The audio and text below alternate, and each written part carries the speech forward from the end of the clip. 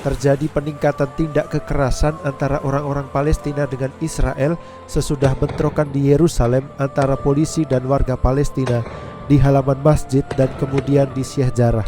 What we are experiencing in these days is terrible. But is a consequence. Kita sedang menghadapi situasi yang buruk yang adalah akibat dari politik masa lalu. Tidak ada kesamaan hak bagi semua. Ada pembedaan warga negara A dan B. Dan kita melihat itu dengan jelas dalam hidup sehari-hari. Hak asasi, pendudukan, pengepungan, semua yang sudah kita tahu dan kita sudah lelah mendengarnya. Sayangnya inilah yang terjadi dan kita lihat setiap hari. And we are tired to repeat completely, but unfortunately that are the everyday life. Bentrokan kemudian melebar hingga ke jalur Gaza. Semua peristiwa ini membuat jatuhnya banyak korban tak berdosa, termasuk anak-anak. Anak-anak tentu saja tidak ada hubungannya dengan politik atau partai tertentu. Sangat menyedihkan melihat seorang ayah menguburkan anaknya. Siapa yang akan membasuh air matanya? Siapa yang hatinya tak patah di Gaza? Siapa yang bisa menghibur seorang anak yang kehilangan bapaknya?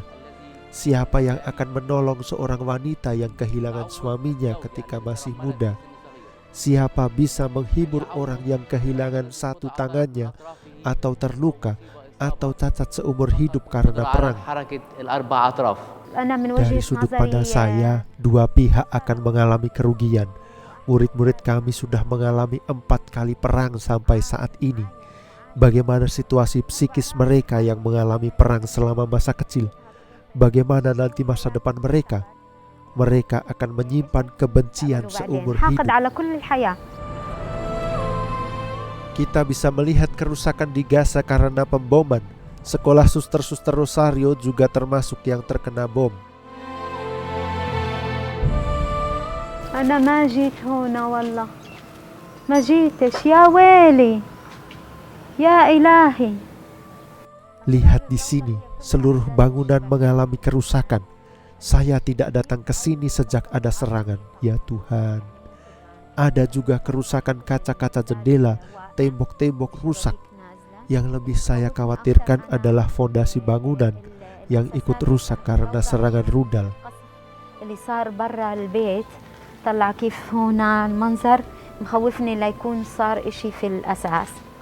Despite all this, we believers, especially we Christian believers, Meski demikian, kami orang-orang beriman, orang-orang Kristiani, percaya bahwa tidak ada yang mustahil bagi Tuhan.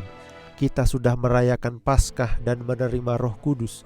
Kita di sini ingin membangun masyarakat dengan cinta kasih, dengan sikap saling menghargai dan saling memahami. Inilah panggilan kami sebagai umat Kristiani di Tanah Suci. mutual understanding are the basis. This is the first vocation of us Christians of Holy Land. Meningkatnya tindak kekerasan antara lain disebabkan oleh tidak adanya penyelesaian untuk masalah Palestina. We religious leaders, Kami para pemimpin agama, baik Kristiani, Muslim maupun Yahudi, harus mengajarkan sikap saling menghargai meskipun ada perbedaan di antara kita. Para pemimpin politik harus berhenti saling menyerang. Bangunlah masyarakat di mana semua orang mempunyai hak dan kewajiban yang sama. and equal duties.